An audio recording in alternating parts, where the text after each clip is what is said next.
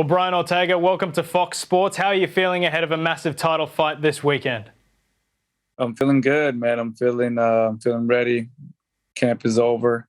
All the hard work has been done, and now it's time to sit here and talk to all you lovely folks and express how the last 2-3 months have been, and actually this whole year, basically, and sum it up with a good fight for this Saturday. Well, we really appreciate your time, and I wanted to touch on the fact that you've had to prepare for so long. Brian, for most of your career, you've remained really, really active in your ascent of the featherweight division. Leading up to the Max fight, you were frustrated with all the delays. There was the injury after Max. There was the injury leading up to Korean Zombie. And now with Alex Volkanovski contracting coronavirus, how does a high-level fighter like you handle the long layoffs mentally and physically? Perspective, you know? Yeah. When I was young, or at least when I was younger, and I went through all these experiences, I had a really bad perspective on how the situation was and my situation with people around me. Now, the way I look at things, I choose to look at them differently, right? And I see nothing but blessings, and I see nothing but good things from it. And as cliche as it sounds, the cup is half full, not half empty. That's how I look at it. I choose to look at it that way. It helps me be that way, and my life is better that way. When I say, hey, man, I got 2 camps to train for this, man, that means I got a lot better then. I put in more hours than I would have. I got better as an individual. A lot of things in my life happened that would have not happened otherwise. If I think about it, I would have fought him, win or lose. I would have took a little bit of time off, and then I would have had to see and figure out life. This has kept me busy throughout the year. I did a 3-month camp. I did a 2-month show. And then I did another 2-3 month camp. Now we're in September, and it's been a blink of an eye. It's certainly been a unique journey. This is your second opportunity at the belt, Brian. What were the main learnings that you took away from that fight against Max Holloway? Just way too much, man. I don't even know if I have time to really even elaborate too much on detail, right? I took a lot away. It was from you need proper conditioning, you need real dieting, you need a legit team, you need skills. You need to just go. There's a certain thing about me where I took pride in, which was I was able to just go to war with people and have fun that way. I was an entertainer. I go in there and I fight, and I show the fans a great show. My fights before Zombie always ended in finishes. Even the one where I got finished, it's, we go till the wheels fall off. When I go in there, it was someone's going to get finished. Either it's them or it's me. That was my mentality. I never really thought too much technique. Never thought like, oh, this is any proper technique. To me, it was just go in there, punch and kick this dude in the face as hard as you can, get him mad, let him do the same, feed off that energy, and then just go. Well, Brian, let's talk about the current champion. Alexander Volkanovski has proven to be very difficult to break down inside the octagon. You're both very versatile fighters. What do you believe is the key to victory for you this weekend? I have to go in there and capitalize on the things that he doesn't know about me, There's a lot of things that he has yet to figure out. And I got to use that to my advantage. What are those things?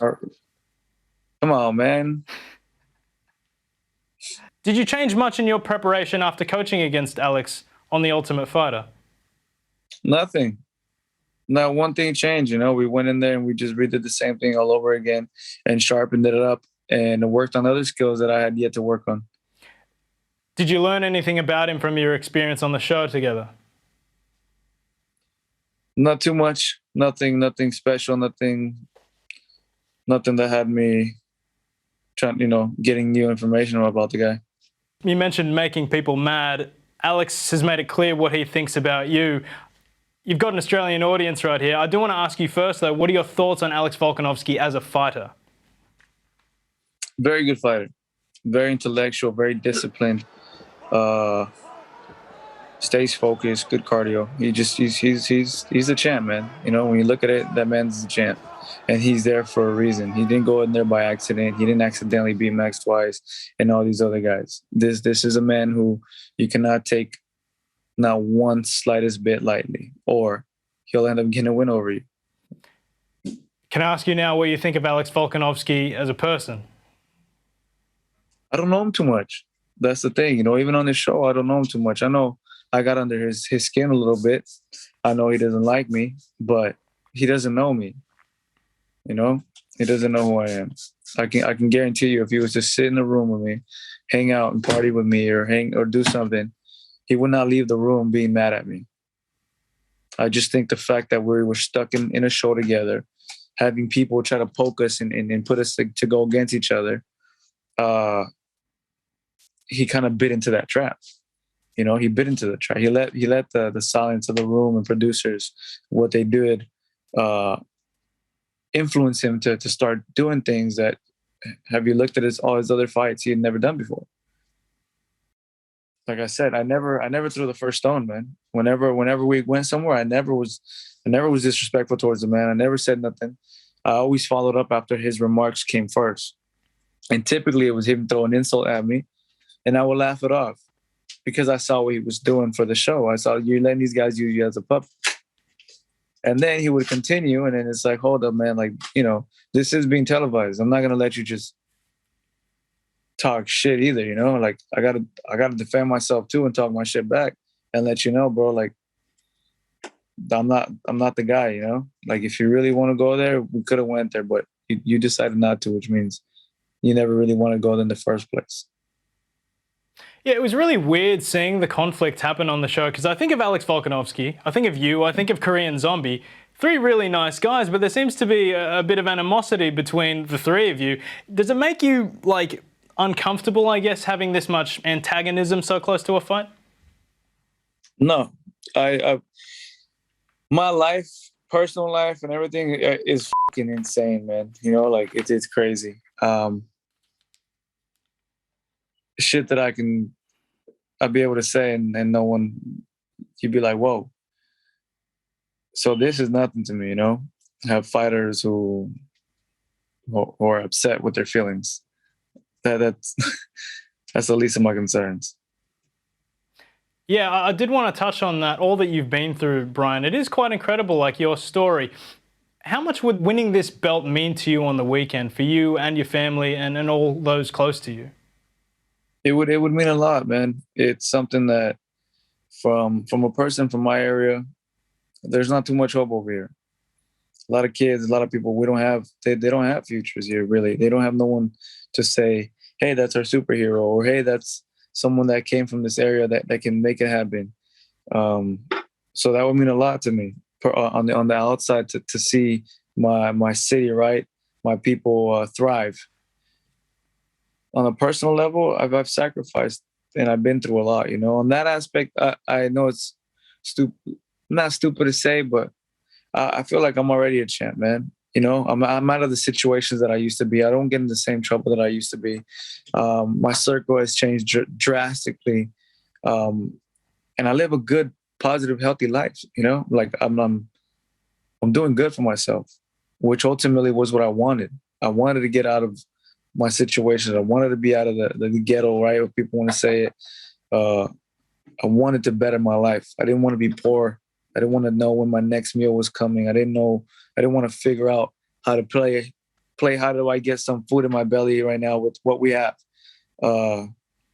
It feels good to eat and know that I don't have to worry about the next meal. So in my eyes, I'm winning already. I'm feeding my kids. I'm doing a lot of good things for myself that what people said I would never do. People doubted me. People laughed at me. And now I treat them with love still. Do you see yourself as a role model? Do you want to be a role model for the area? I don't, man. I don't. I want to be someone that can tell you, hey, you can work hard. I'm not a perfect person. By all means, trust me. I got nothing but flaws. Nothing but flaws, But when it comes to being real and being honest on who I am and what I can do, I just want them to see me and say, hey, you know what? this guy can do it, and he's as normal as I am. He talks the same way, he feels the same way. He's a wreck, he's a mess as well as I am. Like, I just work hard and make things happen. So I don't consider that a role model, nor do I want to say that I'm in that position, but I do want to influence people. Well, you've got a shot at glory this weekend, Brian. I want to talk about the division just briefly. Recently, Max and Alex have dominated the featherweight conversation, and we mentioned that the inactivity for you doesn't help. Do you feel as though people are sleeping on you a little bit? Do you think that people might have forgotten about your results and all that you've achieved and your skill set? When you're hot, and when you're not. You know, that's the name of the game. People will forget about you, then people will remember you, and then people will forget about you again. And I don't care who you are. To me, I don't take nothing personal. You know, my job is to go in there and fight and stay consistent. You know, have this not happen, I would have fought October and then fought in March. Would have been right back to back. And then fight again, technically, because I did another camp. So the fact that I'm working, I'm active, is I'm here.